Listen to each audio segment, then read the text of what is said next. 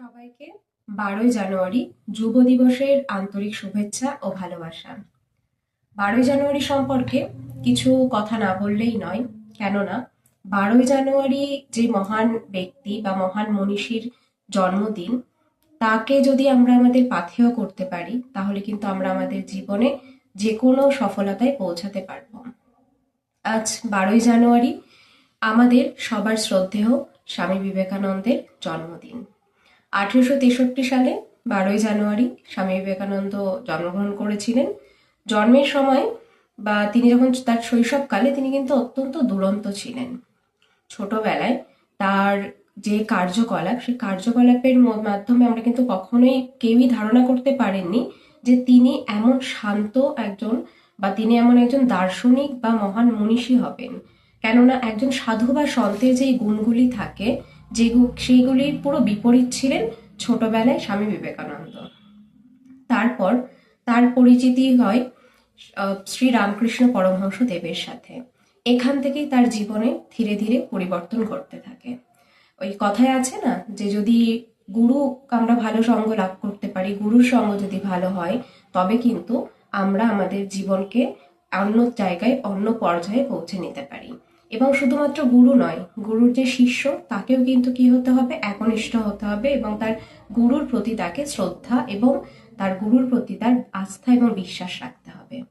তো আজ 12ই জানুয়ারিতে তোমাদেরকে স্বামীজির জীবনের কিছু টুকরো কথা এই জন্যই বলছি।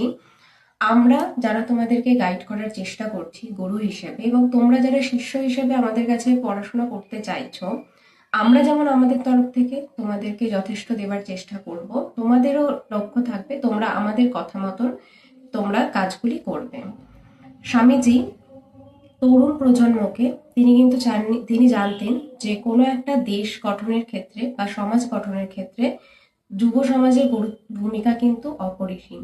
যুব সমাজ ছাড়া কোনো দেশ বা কোনো জাতি এগোতে পারে না।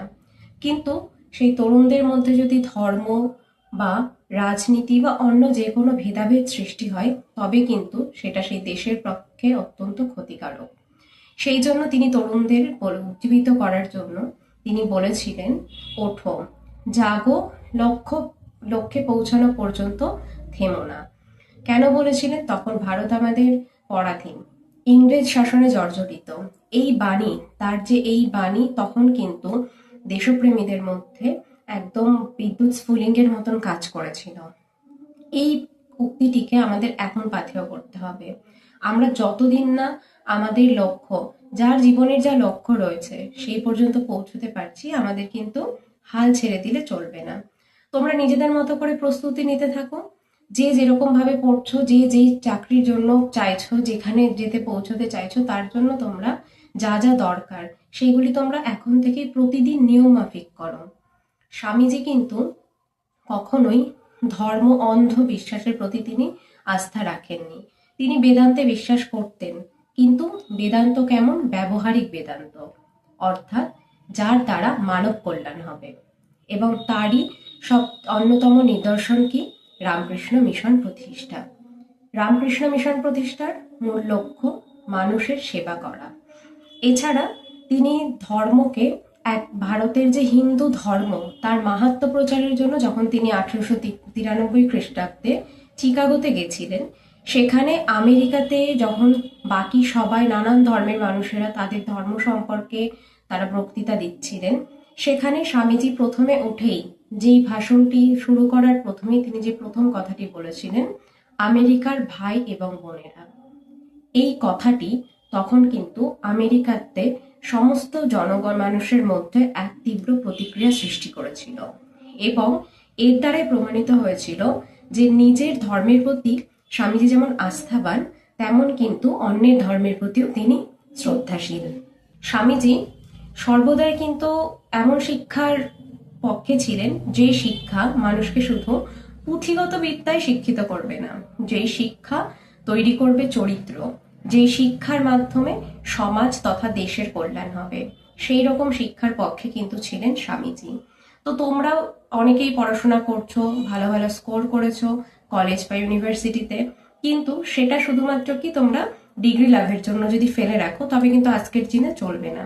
তোমাদেরকে সেটাকেই অ্যাপ্লাই করে ব্যবহারিক ক্ষেত্রে তার প্রয়োগ করে তোমাদেরকে জীবনে প্রতিষ্ঠা হতে গেলে চাকরি পাওয়ার ক্ষেত্রেও এই ক্ষেত্রেও কিন্তু তোমাদের তার প্রয়োজন রয়েছে। নির্ভরশীলতার অর্থাৎ হচ্ছে আমি যখন পড়াশোনা করছি, আমার যে গুরু বা মেন্টর রয়েছে তাকে কিন্তু আমাকে কি করতে হবে, বিশ্বাস করতে হবে, তার দেখানো পথে আমাদেরকে ঠিকঠাকভাবে চলতে হবে।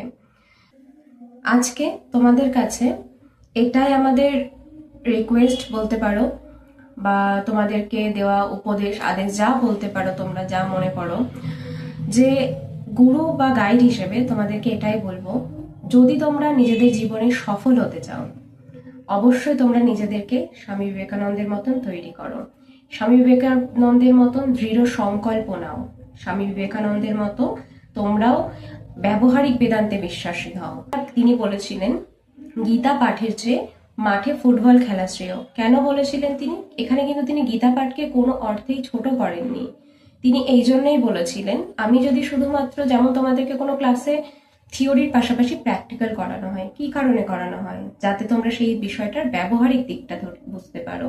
ঠিক সেরকমই যখন তোমাদের কোনো একটা বিষয় তোমরা নিজেরা হাতে করছো, যখন তোমরা মাঠে খেলতে যাচ্ছ, তখন সেই মাঠে, খেলার মাঠে যদি তোমাদের হার হয়, সেই হারটা একটা খেলোয়াড়কে দেখবে, সে কিন্তু জানে যে আমি খেলায় যাচ্ছি মানে আমার হারও হতে পারে, জিতও হতে পারে। কিন্তু যে কোনোদিনও জীবনে হারেনি, যে কোনোদিনও কারোর সাথে খেলেনি, সে হঠাৎ করে যদি আজকে পরীক্ষা দিতে যাও, গিয়ে যদি প্রথমেই তোমরা পাশ করতে পারছো না, তখন কিন্তু তোমাদের মনে নেগেটিভিটি তৈরি হয়। তখন তোমাদের মনে হয় যেন সবকিছু ছেড়ে বেরিয়ে যায়। এই জন্য চরিত্র গঠনের ক্ষেত্রে খেলাধুলা করা কিন্তু অবশ্যম্ভাবী। তোমরা অবশ্যই মাঠে যাও, আরো সবার সাথে কথাবার্তা বলো, মানুষের সঙ্গে মিশতে শেখো। স্বামীজির মতন, স্বামীজির যে চিন্তাধারা বা যে আদর্শ ছিল, সেই আদর্শগুলিকে তোমরা মেনে চলো, জীবনে অবশ্যই তোমরা উন্নতি করতে পারবে। এটা বলেই আজকে শেষ করব। সবাই ভালো থেকো, সুস্থ থেকো, আর অবশ্যই চ্যানেলটাকে সাবস্ক্রাইব করে দিও। ধন্যবাদ।